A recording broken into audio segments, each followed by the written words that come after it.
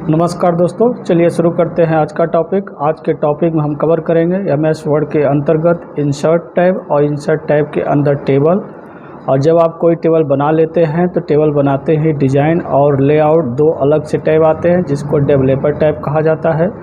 Design tab के बारे में हमने ऑलरेडी आपको सभी ब्लॉक पढ़ा दिए हैं। अब आपका लेआउट चलेगा और लेआउट में हम देखेंगे सबसे पहले सेलेक्ट पे जैसे आप क्लिक करेंगे, देखिए सेल आ रहा है। जैसे क्लिक करेंगे तो ये आपका सिलेक्शन बना, अर्थात एक सेल किसे कहते हैं इस सिलेक्शन से भी आपको पता चल जा रहा है।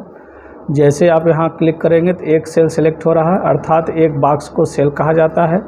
उसके बाद अगर आप इस पर क्लिक करते हैं तो कॉलम, देखिए ये पूरा कॉलम है, तो इसके सिलेक्शन से आपको कॉलम पता चल जाएगा कि कॉलम किसे कहते हैं। प्लस इसके आगे जाएंगे तो आपको रो है, अगर जैसे क्लिक करेंगे पूरा रो सिलेक्ट हो जाएगा। देखिए आपका ये पूरा रो पता चल जा रहा है। जस्ट उसके बाद अगर आप जाते हैं तो यहाँ पे आपका सेलेक्ट टेबल है। जैसे इस पर क्लिक करेंगे आपका देखिए सेलेक्ट टेबल, पूरा टेबल सेलेक्ट हो जा रहा है।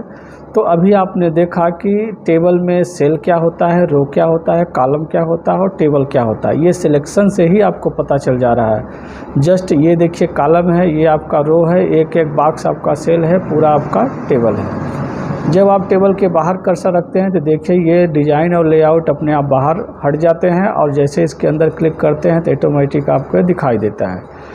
अब इसमें जो हम लेआउट के अंतर्गत देखा कि सिलेक्शन कैसे काम करता है, अब है इसमें view grid line. View grid line का यूज कब होगा, जब आपका सिलेक्शन किसी न किसी डिज़ाइन फॉर्मेट में रहता है। जैसे अगर मैं यहाँ जाके कोई डिज़ाइन दे देता हूँ तो इस डिज़ाइन के अंतर्गत हमारा व्यू फॉर्मेट अब काम करेगा। जैसे यहाँ क्लिक करके अगर हम लेआउट में जाते हैं और यहाँ व्यू ग्रिड लाइन पे क्लिक करते हैं तो देखिए यहाँ पे जो ग्रिड लाइन ऊपर की तरफ थी वो हाइड हो गई। और अगर सिलेक्ट करके फिर से हम इस पर क्लिक करते हैं तो ये लाइनें देखिए फिर से वापस आ गई। तो ये लाइन को हाइड एंड शो करने के लिए इस्तेमाल किया जाता है। उसके बाद देखेंगे हम प्रॉपर्टी का क्या इस्तेमाल है। तो जैसे हम यहाँ पे क्लिक करते हैं तो हमें लेफ़्ट, सेंटर और राइट और यहाँ पे नन और अराउंड ये चार चीज़ें मिलती हैं। तो सबसे पहले हम देखेंगे सेंटर। अगर सेंटर पे क्लिक करके ओके करते तो यहाँ कोई इफेक्ट नहीं पड़ता। क्यों कि हमारे टेबल को कहीं जाने का, कहीं लेफ़्ट राइट अप होने का चांस नहीं है। तो पहले हम क्या करेंगे, इस टेबल को सिलेक्ट करके इसको हम छोटा कर देंगे। अब छोटा करते ही देखिए अपने आप टेबल आपका कहाँ चला गया, सेंटर में चला गया। अब अगर यहाँ जाते हैं और लेफ़्ट पे क्लिक करेंगे तो सेंटर लेफ़्ट में जाएगा। अगर फिर क्लिक करते हैं तो टेबल आपका राइट में जाएगा। राइट पे करने से तो जब ये टेबल छोटा होगा कि ये पेज के चारों तरफ घूम सके, तब आप लेफ़्ट राइट सेंटर समझ पाएंगे। अब जैसे मैंने यहाँ टेबल को लेफ़्ट कर दिया तो राइट साइड में देखेंगे कुछ एक्स्ट्रा स्पेस है। अगर इस स्पेस में लिखने की कोशिश करते हैं तो ये आपका टेबल के अंदर टाइप होना शुरू हो जाता है। और आप चाहते हैं कि टेबल के साइड में टाइप हो तो आप इसी प्रॉपर्टीज़ में जाएं और यहाँ आपको अराउंड पे क्लिक कर देना है। उसके बाद आप यहाँ लेफ़्ट पे क्लिक कर दें और ओके कर दें। अब आप देखेंगे इस एरिया का आप इस्तेमाल कर सकेंगे और यहाँ पे भी टाइपिंग कर सकेंगे जो कि टाइप नहीं हो रहा था। तो इस तरीके से आप इसका प्रयोग बड़े आसानी से कर सकते हैं, जो साइड में टिप बचे रहते हैं। तो इसको करने के लिए आपको एक सेटिंग अप्लाई करना पड़ेगा।